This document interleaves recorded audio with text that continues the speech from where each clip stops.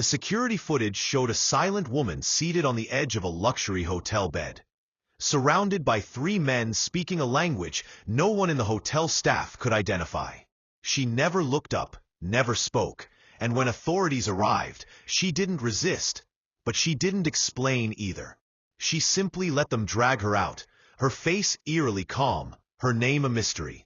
In a city where discretion is currency, silence was now the loudest crime. When the doors to room 709 burst open, the police expected a scene of debauchery or danger. Instead, they found stillness, eerie and calculated. The woman, dressed in an expensive coat too warm for spring, refused to speak a single word. The three foreign men offered passports, but no answers. By the time the woman was forcibly removed, whispers had already begun circulating. Who was she? What had she seen? And why did she remain silent? Even in handcuffs, her silence would lead to a courtroom charged with tension, suspicion, and the slow unpeeling of a chilling secret. It was 3:14 a.m. when the emergency call was logged. A woman was allegedly being held against her will in a downtown luxury hotel. The caller's voice was distorted, genderless, and untraceable. They provided only one detail: room 709. Responding officers didn't waste time. They reached the floor in under 5 minutes. The hallway was silent, save for the quiet hum of air conditioning and the low whirring of an ice machine. No screams, no visible signs of distress. Just one door, room 709, marked with a Do Not Disturb placard that looked recently hung, still swinging faintly. Officer Reyes knocked first, firm, authoritative.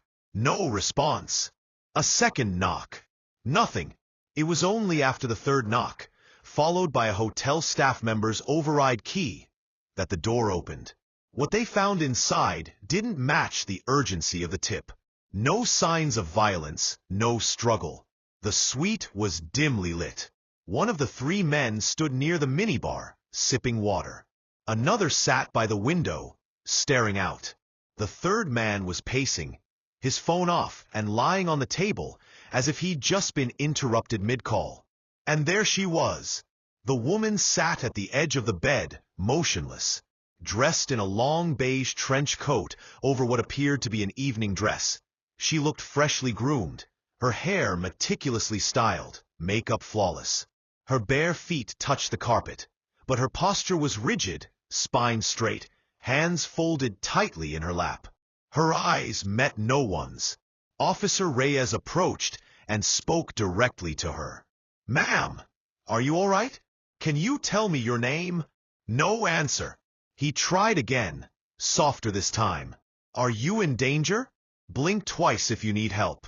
Still, she didn't respond. Not a blink, not even a flinch. The three men claimed she was a guest, a mutual acquaintance. They provided their passports, each of them from different countries, all recently arrived on business. Their paperwork was clean, their visas valid. But something felt off. Too polished, too prepared. When asked her name, the woman gave none. When shown the passports of the men, she gave no reaction. When told she needed to come with the officers for a wellness check, she simply stood up, adjusted her coat, and walked to the door as though she'd been expecting it all along.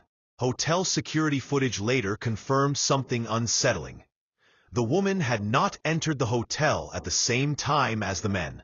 She'd arrived 2 hours earlier. Alone. No luggage. No phone. No ID. She walked into the hotel like a guest, confident, silent, and used a room key that no one could later match to any check-in records. The lead detective on the case, watching the footage days later, described it like this. She didn't look lost or scared. She looked planted, like someone who had been told where to sit, when to wait, and what not to say.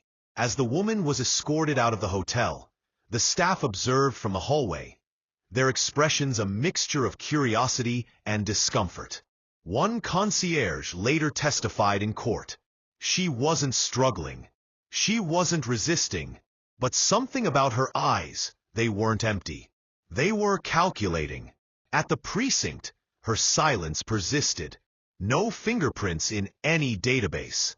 No match through facial recognition. When pressed, she would occasionally glance at her attorney. But not out of appeal, more like calculation. It was as though she was always 2 steps ahead, waiting for everyone else to catch up. Her court-appointed attorney initially believed she was mute. Medical evaluations, however, confirmed she had full vocal capabilities. No trauma to suggest psychological shock. She simply didn't want to speak. Every attempt to break her silence, soft words, threats, even isolation, yielded nothing. For the police, this wasn't just a welfare case anymore. It was now a federal matter. A woman with no identity. 3 foreign men. An untraceable call. A hotel room wiped clean of any trace of a crime, yet echoing with unspoken tension. In the first court appearance, she stood faceless before the judge, stoic, unreadable, anonymous. Her case file was labeled simply as Defendant, Jane Doe, unknown nationality. The prosecution insisted she was complicit in something large, something carefully orchestrated. Her silence wasn't fear, they claimed. It was protection. She was shielding someone, or something. The defense took a different angle. Perhaps she was being coerced. Maybe she had been trained to shut down in stressful situations. Possibly a victim of trafficking, psychological conditioning, or worse. But without her cooperation, every theory was just smoke. The mystery of room 709 had only begun to unfold. What was she doing there? Why did she arrive alone, hours before the others? Why were there no records of her existence? And what, if anything, was she protecting with her silence? In the courtroom, where words held power, the woman's greatest weapon was none. And silence, it seemed, could be deafening. The courtroom was quieter than usual when the hotel staff began to testify. There was something unnerving about the way each of them described the woman, how they remembered her not for what she did, but for what she didn't do. No shouting, no gestures, not even a smile. Just presence. Silent, chilling, deliberate. The first to speak was Leyla, the housekeeper assigned to the 7th floor. She was in her mid-40s, soft-spoken, with a tendency to avoid eye contact. She fidgeted as she recalled her encounters with the mysterious woman. She never let me in the room. Not once. Even on days when she was the only registered guest. I mean, we didn't even know there were others staying there yet. She would come to the door, open it just slightly and say, "No cleaning today." Then she'd close it. Quietly. No anger. No expression. The prosecutor leaned in. Did she speak clearly? Leyla hesitated. Actually, now that I think about it, I don't remember hearing her voice. I guess I just assumed. Maybe it was a whisper, or maybe I imagined it. The judge looked up. You imagined her speaking? Leyla flushed. I don't know. It was like she communicated without actually saying anything. Just a look. Like she wanted you to believe she'd said something. The courtroom fell into an uncomfortable silence.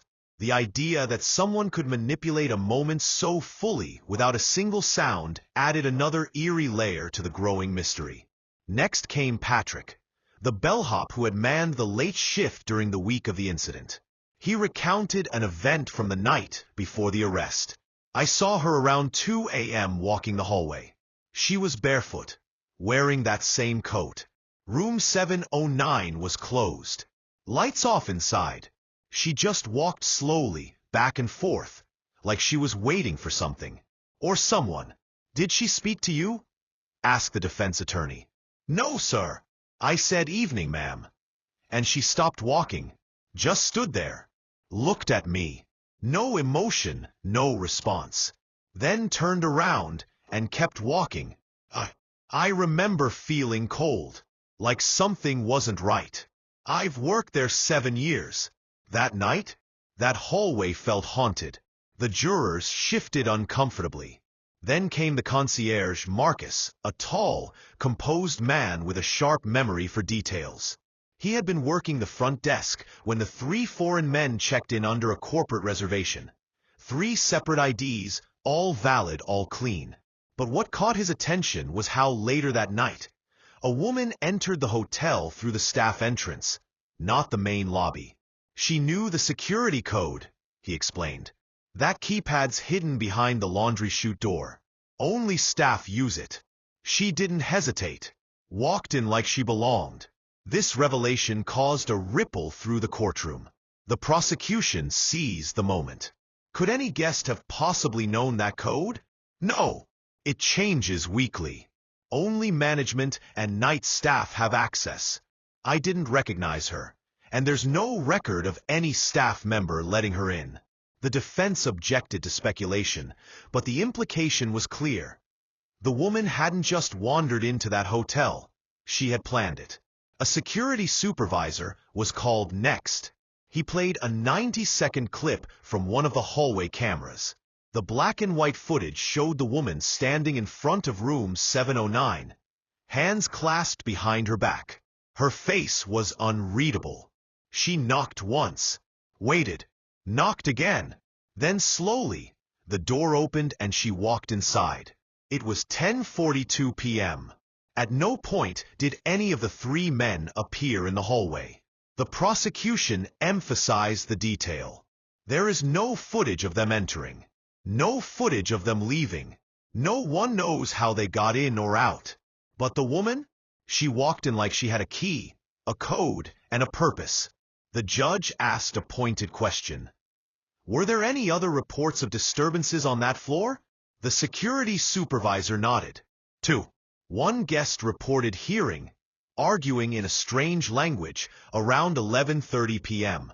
Another claimed to hear what sounded like sobbing. But the call was dismissed as a domestic matter, and no one was sent up. Did the staff check the room? No. That room had a do not disturb sign all night. We don't interfere unless it's a direct emergency. The prosecution rested their case for the day with a chilling observation. Every employee described the woman the same way. Present but distant, visible but unknowable. Her face was clear, but her purpose was always veiled in shadow. Not a single witness heard her voice. Not a single one could describe her emotions. Yet all of them remembered her vividly. Her silence wasn't forgettable. It was haunting. The defense tried to shift the narrative. Perhaps the woman had been drugged. Maybe she was under surveillance herself. Maybe the hotel was the stage, and she had been cast without consent. But the seed had been planted. This woman was not a victim of coincidence. She was in control. And whatever happened behind the doors of room 709, the hotel staff had felt it. Not seen it, not heard it, but felt it. Something, or someone, was being hidden in plain sight. By the second week of the trial, attention had shifted from the woman's unnerving silence to the 3 foreign men with whom she'd been discovered. While the defendant continued to sit motionless in her seat, expression unreadable, hands folded in her lap, the prosecution turned its spotlight on the men who claimed to be nothing more than business consultants attending a private meeting. But the evidence told a darker story. The first to take the stand was Agent Clark, a liaison from Interpol who had been called in when international ties were suspected. His testimony was sharp and clinical. He outlined the results of an expedited investigation conducted in collaboration with European and Asian intelligence bureaus. The 3 men, who identified themselves as Mr. Petrov, Russian, Mr. Kwan, Hong Kong, and Mr. Sala, Jordanian, had all entered the country separately within the same 48-hour window. All 3 had booked hotel rooms under different aliases in various hotels across the city, yet all 3 ended up in room 709, a room none of them had officially reserved.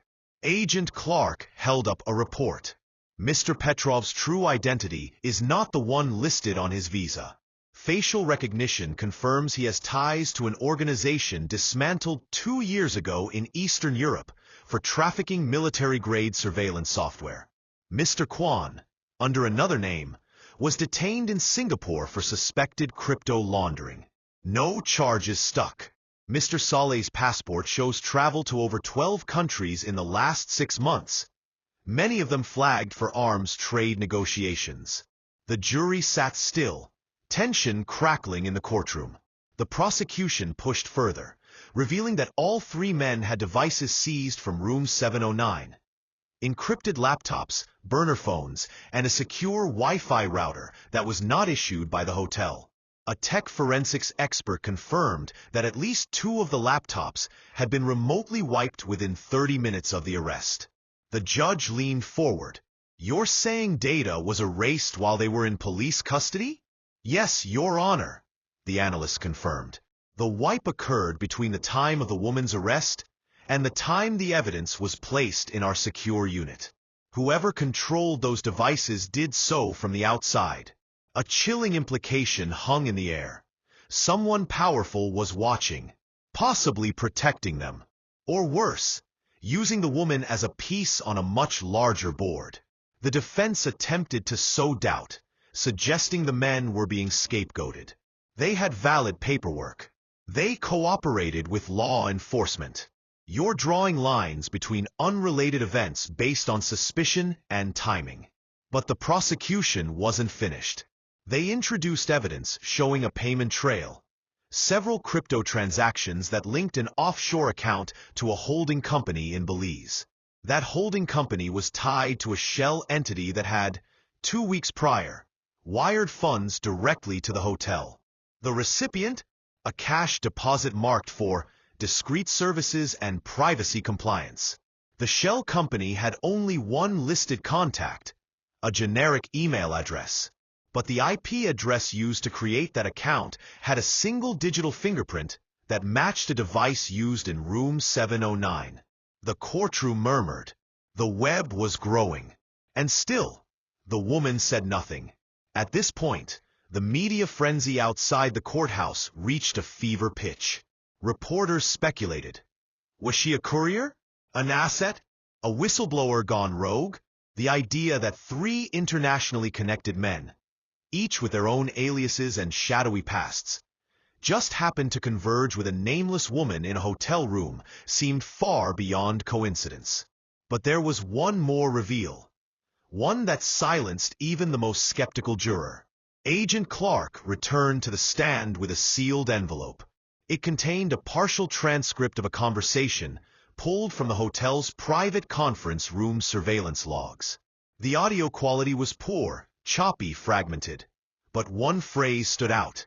The girl knows. She's the backup. If this goes wrong, burn the room. The judge raised an eyebrow. What does burn the room mean, Agent Clark? It's a phrase used in intelligence operations. It means to destroy all trace of activity, people included. A pause. Then, so the woman, this defendant, may have been marked for elimination? Agent Clark nodded gravely. Yes, she may have been considered expendable. It was a devastating moment. Suddenly, the faceless, silent woman seated in the courtroom was no longer just a puzzle. She was possibly a target. Someone placed at the center of an operation she may not have survived. Her silence, once viewed as defiance, now hinted at something more complex, self-preservation, or guilt. The line between victim and conspirator blurred further. Who had sent her? What had she known? Had she been part of the operation, or betrayed by it? And why, with all this evidence piling up, did she still choose to remain silent? It was supposed to be a routine hearing. The court had grown accustomed to the woman's silence, an eerie constant amid a case full of shifting shadows. But that day, something different was scheduled. A man named Rafiq Ansari, a certified interpreter contracted during the woman's earliest detainment, was called to testify. No one expected him to shift the narrative. Ansari was a tall, composed man in his early 50s, known for his discretion and his work with multiple intelligence agencies during covert interrogations. He had been brought in days after the woman's arrest to assist with potential language barriers. At the time, investigators believed she might be Eastern European or Middle Eastern, possibly trafficked, possibly involved in espionage. She had not spoken a word. But now, under oath, Rafik Ansari broke his silence. He began slowly, his voice steady but laced with tension. She never asked me to interpret. Not once. But she understood everything I said. The defense raised an eyebrow. You're sure? I'm sure. I tried over a dozen languages. Russian, Farsi, Arabic, Urdu, even French. She responded to all of them. Not with words, but with subtle gestures. A nod, a blink, the lift of an eyebrow. She wasn't confused. She was choosing silence. The prosecution leaned in. Did she ever speak to you at all? Ansari paused. Yes, but not where the cameras could hear. Gasps rippled through the courtroom. The judge sat forward. When? In the holding cell. Day 3. The guards had stepped out for a few minutes to process a shift change. She looked at me and whispered 3 words. I didn't record them. I didn't report them. Until now. The courtroom waited in breathless silence. What did she say? Ansari closed his eyes for a moment, then opened them again. You'll die too. A stunned silence fell. What did you take that to mean? Asked the defense. Ansari's voice lowered. At the time, I wasn't sure. It didn't sound like a threat. It sounded like a warning. The prosecution quickly redirected. Why didn't you report it at the time? Ansari sighed. Because I knew what kind of operation I was walking into. This wasn't just a trafficking case. These people, the men she was with, they were part of something organized, international. If she'd spoken, even a sentence on the record, she might have been killed. And maybe I would have been too. The judge narrowed his eyes. Mr. Ansari, you're suggesting that someone in this courtroom, or this system, could be a threat? I'm suggesting that there are eyes on this case. Watching. Silently. Waiting. This woman isn't speaking because she's terrified. Or worse, because she's been trained not to speak. That word hung in the air. Frank. It changed everything. The jury shifted uncomfortably. Some of them had started this trial thinking the woman was a manipulator. Others believed she was a victim. But now, a third possibility emerged, one even more disturbing. What if she was both? A trained operative, conditioned to keep secrets, perhaps embedded too deep into a mission she no longer controlled. The defense jumped on the opportunity. So you believe she may be an intelligence asset? I don't know what she is, but I know that silence like hers isn't natural. It's deliberate. It's either fear or conditioning. Maybe both. The prosecution pushed back. Could it not also be guilt? Perhaps she's hiding because she knows she played a part. Ansari didn't flinch. Maybe. But let me tell you something. In my career, I've seen hundreds of scared people. Victims, criminals, informants. They all speak eventually. Out of fear, out of desperation, out of pain. But this woman? She's not desperate. She's not broken. She's waiting. For what? The judge asked. Ansari met the judge's gaze. For someone to say something first, or for someone to show up. The courtroom stilled. A clerk whispered something to the bailiff, who quietly relayed it to the judge. The judge nodded gravely and banged his gavel once. Let the record show that an individual claiming diplomatic immunity has arrived at the courthouse, demanding private access to the defendant. Another wave of murmurs. The defendant, still seated, did not react. She didn't turn, didn't blink. But for the first time in the entire trial, her fingers twitched. Subtle, barely noticeable. Ansari watched her and spoke again, this time with something close to fear. She's been waiting for this, and whatever happens next, I think she's known it all along. The judge recessed the court, but the damage was done. The jury had heard enough. A woman with no name, 3 foreign operatives, devices wiped clean by unseen hands, and now, a possible diplomatic connection cloaked in immunity. Who was she really? What did she know? And was this entire trial just a cover for something the world was never meant to see? By now, the courtroom felt less like a place of justice and more like a pressure cooker. Every testimony had deepened the mystery, and the defendant's silence had become more than a refusal. It was a presence in itself. Reporters waited outside in a frenzy. Online speculation was feral, but none of it compared to the moment the prosecution stood and announced, without fanfare, "We believe we have a name." The courtroom exhaled as one, after weeks of chasing dead ends, anonymous passports, and a woman who seemed to erase herself in every camera frame. A single lead had emerged. It came from the unlikeliest of places, a private security firm in Cyprus. One of the firm's facial recognition algorithms, designed to flag VIPs and potential threats at private airports, had flagged a blurry still frame of the woman from the hotel hallway. It matched a low-grade surveillance shot taken nearly 6 years prior, from the Istanbul airport, following a suspected arms deal gone sideways. The woman was listed under the name Leyla Imani, an alias, yes, but one that had popped up before. She had been briefly detained in Belgrade under the same name, then vanished during a prison transfer. Her fingerprints were scrubbed from the system 2 days later. It was the first time the court had heard any name attached to her. Leyla Imani. It felt solid, real, but almost immediately, the certainty began to unravel. A federal analyst was brought to the stand. He explained that within hours of the names surfacing in court records, the Interpol servers listing Leyla Imani were scrubbed of all content related to the Istanbul incident. Gone, as if she'd never been logged in the first place. The judge frowned. "Do you mean the files were deleted?" The analyst hesitated. "No, Your Honor. Not deleted. Replaced. The name still exists in the archive, but now it's associated with a completely different image. A different person, as if someone had overwritten reality itself." The judge went silent. The jury looked around nervously. It was a sophisticated operation.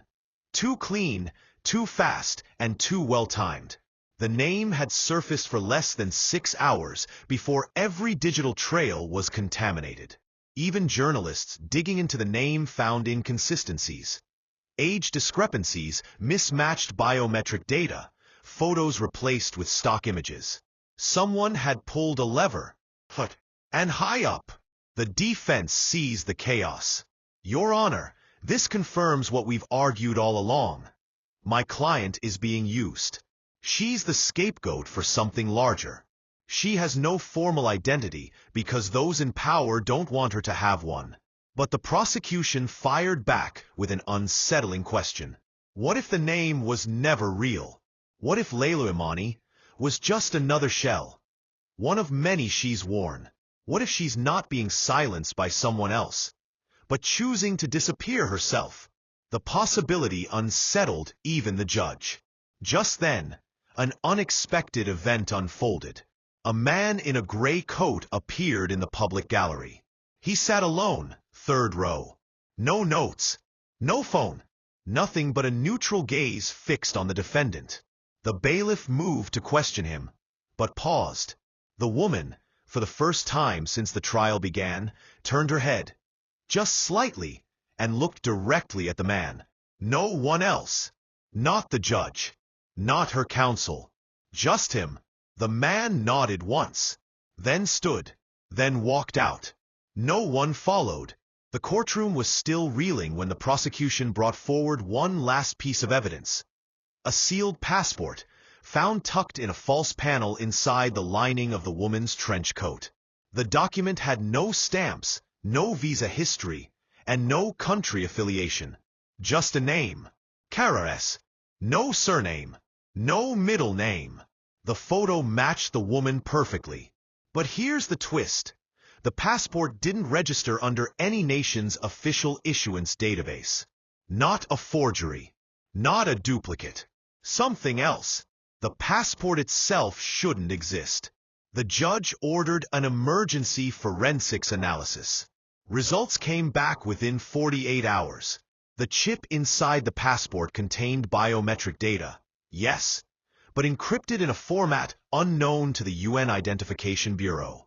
It was not of any known origin, not military, not corporate, not national, and still, the woman remained silent. It became clear that identity, true identity, was a weapon she wielded with precision. Others wore names like armor. She wore anonymity like a blade. The jury didn't know what to make of it. Was she a spy who had burned her handlers? A victim caught in a power struggle? A saboteur who buried her own past? She was all of them, and none of them. By the end of that day, the name Leyla Imani had vanished from court transcripts, officially redacted. In its place, Defendant A, undesignated national. Even the court system was beginning to erase her. One juror, an older man who hadn't spoken much during the trial, was overheard whispering during recess. What do you do when the ghost in front of you is more real than the people who brought her here? No one had an answer, but all eyes turned toward the judge, who now carried the burden of delivering a verdict in a case where the defendant had no voice, no identity, and no past that could be proven. Just one moment left, and the weight of it all was about to fall. The courtroom fell into an unnatural stillness. No more evidence remained. No new witnesses. No further motions. The prosecution had exhausted its trail of secrets, and the defense, worn thin by silence and shadow, had nothing left to argue. And still, the woman said nothing. She sat as she had for every session of the trial, unmoving, unreadable, unknowable. Her hands rested neatly on her lap, her gaze fixed forward, her face empty of expression. But something had changed in the room. The jury had returned. Their verdict was in a sealed envelope. The judge had not yet opened it. Before he did, he paused. He removed his glasses, set them on the bench, and looked down at the defendant, not with judgment, but with something closer to sadness. In all my years on this bench, I have never presided over a trial like this. He let the silence echo before continuing. You have been called many things in this courtroom. A spy, a victim, a traitor, a ghost. But I have never once heard you called what you truly are in this moment. A human being. One who, by either choice or coercion, stands here stripped of name, voice, and protection. He picked up the verdict, still unopened, and held it in his hand like a weight. The law demands clarity, identity, words, evidence. But what do we do when all those things have been stolen or buried, intentionally or otherwise? What does justice look like when truth is held hostage by the machinery of silence? His eyes lingered on the defendant. She remained still, but something flickered, barely, behind her eyes. We have heard of vanished records, phantom passports, wiped laptops, surveillance footage deleted within hours of its discovery. And now, a name, a fleeting name, that no longer exists. Your identity, your affiliations, your past, all have been erased or protected by forces well beyond this courtroom. He sighed. I have a duty, to the law, to the process, but also to the soul of justice, not just the letter of it. He finally broke the seal and read the verdict silently. Then he placed the paper down without reading it aloud. A long pause followed. Then, in the absence of a provable crime, with a lack of definitive evidence linking you to any confirmed illegal act, and without a single spoken defense or confession, this court is forced to make a ruling based not on what is known, but on what cannot be proven. The room waited. The jury has found you not guilty on all counts related to conspiracy, international espionage, and obstruction. But this does not clear the mystery. It merely declares that the law could not reach you. Murmurs swept through the audience. The judge raised his hand for silence. This verdict is not justice. It is surrender. Not to you, miss, whoever you truly are, but to the veil that surrounds you. That veil has been spun by hands we cannot see and defended by powers we cannot touch. He leaned forward, voice softer now. And if you are innocent, then I grieve for the things you've endured to survive this long.